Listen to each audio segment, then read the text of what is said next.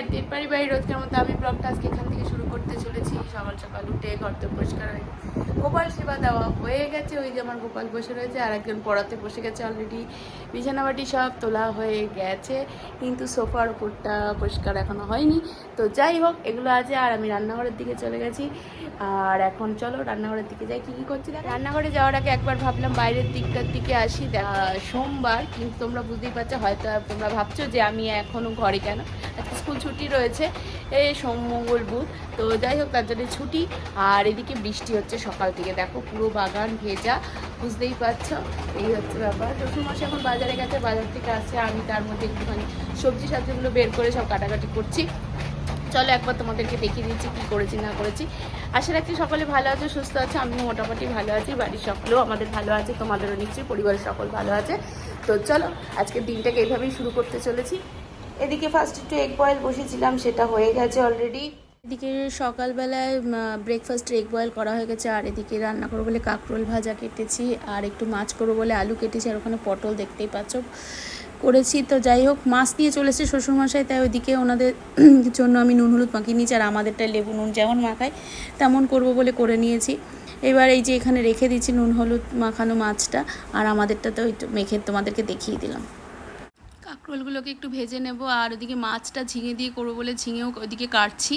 আর পটলটা, যেটা তোমরা তখন দেখলে, পটল দিয়ে পটল পোস্ত করবো বলে ভেবে রেখেছি।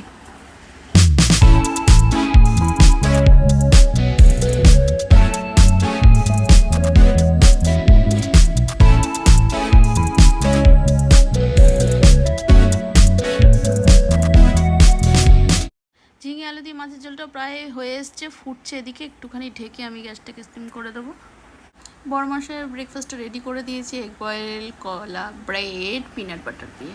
তো খেয়ে নাও। এদিকেই আমি বড় স্পেশাল পটল পোস্ত করেও ফেলেছি। এই যে দেখে নাও, আমার রান্না প্রায় complete.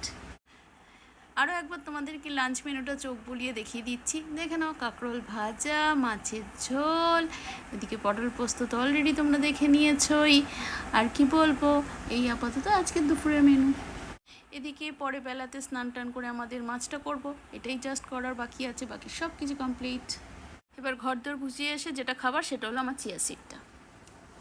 Hi friends, good morning and welcome back to another vlog of Advait Parivik channel. It's a brand new day and a brand new vlog. কিন্তু আমি আজকে কাজের মধ্যে ফেসে গেছি, খুব ব্যস্ত। সকাল থেকে পড়িয়ে উঠে থেকেই জাস্ট কোনো রকমের ব্রেকফাস্টটা সারলাম, তখন তোমাদেরকে দেখিয়ে নিয়ে সেই যে কাজে বসেছি, একভাবে কাজ করে যাচ্ছি।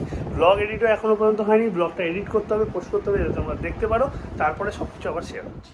বারে জামা কাপড় যতবারই ধুয়ে মেলতে যাই, এই সময় এই ছমকা বৃষ্টিতে মাথাটা গরম হয়ে যাচ্ছে। একবার যাচ্ছি মেলছি, আবার একবার তুলছি। এবার কি করবো, লাস্ট মাথা এত গরম হয়ে গেছে, বারান্দার পেছনে চলে এসেছি জামা কাপড়গুলো মেলতে। তার একজন উল্টো দিকে দাঁড়িয়ে বগর করেই যাচ্ছে, আর মাথাকে একটু সাহায্য করবে তা না, উনি ভিডিও করতে ব্যস্ত। স্নান টান সব কমপ্লিট হয়ে গেছে, এবার খাওয়া দাওয়ার দিকে যাবো। ওদিকেও খাওয়া দাওয়া রেডি করছে, বাবাকেও মনে হয় দিচ্ছে। আর দাদা তো নেই, আমিও এক্ষুনি বসে যাবো, খেয়ে দিয়ে নিয়ে কাজে আসবো। দেখতেই পাচ্ছ অলরেডি 2টো বাজে, আর কাজের প্রচণ্ড প্রেশার, কাজ করে জাস্ট পাগল হয়ে যাচ্ছি। এখন খাওয়া দাওয়াটা সেরে আসি তাড়াতাড়ি। পটল পোস্তটা রেখে দিতে বললাম, রাত্রিরে খাবো বা কালকে খাবো। আর এদিকেতে আমার দোরমাটা আছে শুক্রবারে, সেটা আমাকে দিল, সেটা খাবো। আর ওই মাছ পোড়া। এই দেখো সবাই বকা খাচ্ছে, সব ফাঁকিবাজ স্টুডেন্টরা চলে এসছে। পড়াশোনা করে না আর খালি ঝাড় খায়, তারপরেও পড়াশোনা করে না। এখন আপাতত পড়ানো চলছে, আর আমি ওদিকে একটা নতুন টেকনোলজি নিয়ে স্টাডি করছি, পড়াশোনা করছি। আমি বাইরে বেরোচ্ছি, তার কারণ ওর একটা স্টুডেন্টের কালকে জন্মদিন গেছে, তো ওরা তো পড়তে এসছে, তোমাদের দেখালাম। তো ও বললো একটু স্টুডেন্টটার জন্য কিছু কিনে নিয়ে আসতে, কেক বা কিছু টুকটাক। তো একটু নিয়মরেতে যাই, কী পাওয়া যায় সেটা কিছু এনে দিয়ে। তোমরা দেখো সরকারের নির্দেশ অনুযায়ী দোলতলার কী অবস্থা। এই যে আমাদের পাঁচিলের গা দিয়ে যে এত দোকান, মুরগির দোকান, মাংসের দোকান এইসব ছিল, সব নিজেরাই ভেঙে ফেলেছে। তার কারণ না হলে বুলডোজার দিয়ে সব ভেঙে দেবে বলেছে। যদিও অভিযান হয়তো চলবে, সেটা এখনও হয়নি, যবে হবার হবে, আপাতত হয়নি। তাতেও সবাই নিজের ভেঙে জায়গা খালি করে দিয়েছে যতটা পেরেছে। পার্মানেন্ট দোকানগুলো খালি থাকবে, অস্থায়ী যেগুলো সামনে সবাই বাড়ি ছিল সবাইকে ভেঙে ফেলতে হয়েছে।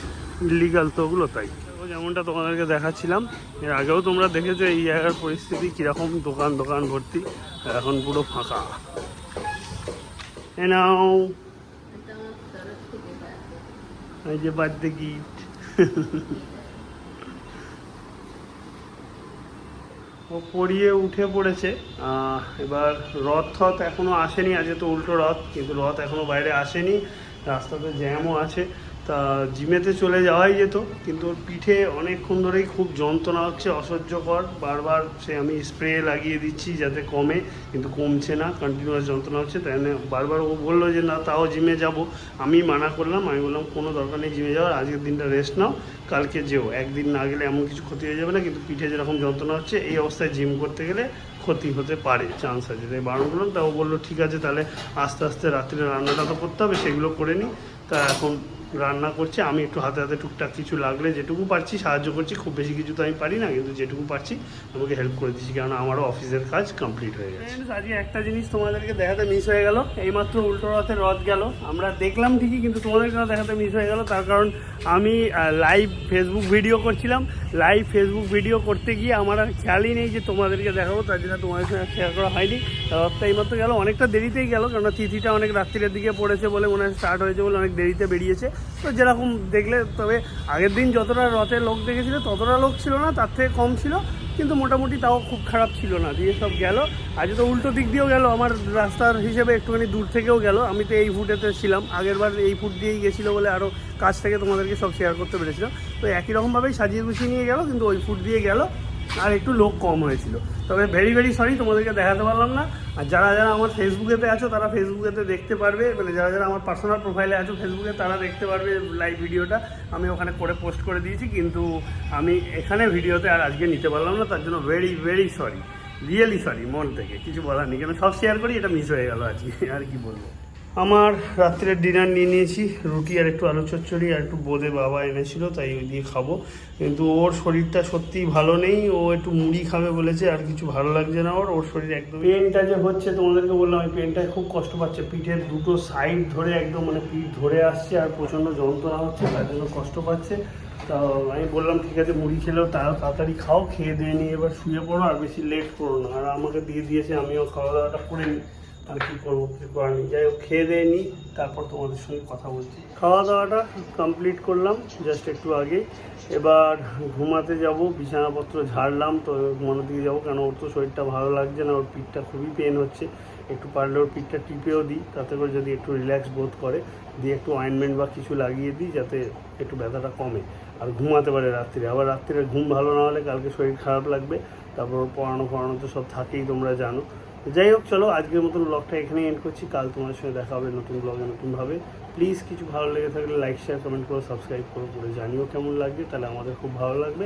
আর শেয়ার মার্কেটের নেক্সট এপিসোডটা কাল বা পরশুর মধ্যে মোটামুটি চলে আসবে, তোমরা স্টে টিউন থাকো, দেখতে পাবে। আমি ওটাকে শেয়ার করে দেবো যাতে তোমরা পরের এপিসোডটা দেখতে পারো এবং ব্যাপারগুলো সম্বন্ধে ক্লিয়ার আইডিয়া পেতে পারো। তো স্টে টিউন, আজকের মতন গুড নাইট।